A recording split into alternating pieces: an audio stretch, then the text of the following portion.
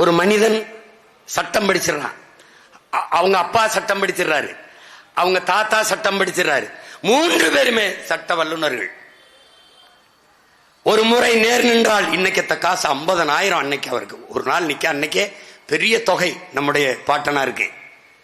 பிறப்பிலை செல்வந்தன், சொத்தம்பட்டையும் விற்கிறான்.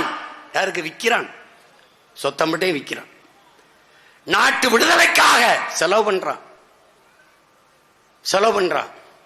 தமிழ் நேசன். அவன் போராடுவது இந்திய விடுதலைக்கு. ஆனால் பத்திரிகை தமிழ் நேசன் என்று நடத்துறான். எந்த நேசன்?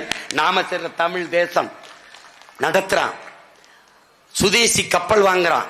வெள்ளக்காரன் வர்த்தகம் செய்ய வந்தவனுக்கு எதிராக நாமளும் ஒரு கப்பலை வாங்கி வர்த்தகம் செய்ய வேண்டும் என்று சுதேசி கப்பல் வாங்கி மண்ணின் மக்களின் மானம் கப்பல் ஏறிவிடக்கூடாது என்பதற்காக கப்பல் ஓட்டுகிறான் ஒரு தமிழன்.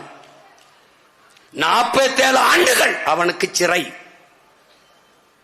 47 ஆண்டுகள்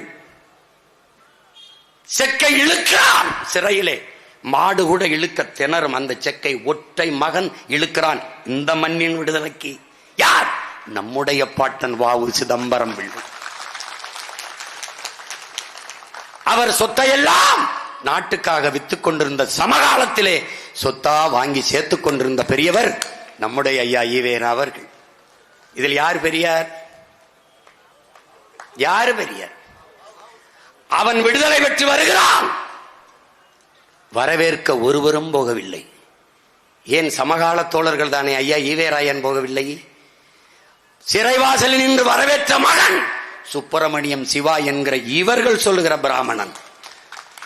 உடலெல்லாம் குஷ்டம், தொழுநோய், ஒரு போர்வையை போர்த்தி கொண்டு நம்முடைய பாட்டனாரை வரவேற்க சிவா என்று ஓடி வரும்போது, பிள்ளைவால் என்னை தொற்றாதீங்க, எனக்கு பெருநோய் தொற்றிவிட்டேன்னு, அந்த நோய் எனக்கு வரட்டும் சிவா என்று ஆற தழுவிக்கொண்டான் என் பாட்டன். யார்? பெரியார். எவன் பெரியார்? என் பாட்டன் வ.உ.சியும் பெரியார். அவனை வரவேற்க நின்ற சுப்பிரமணியம் சிவாவும் எங்கள் பெரியார்.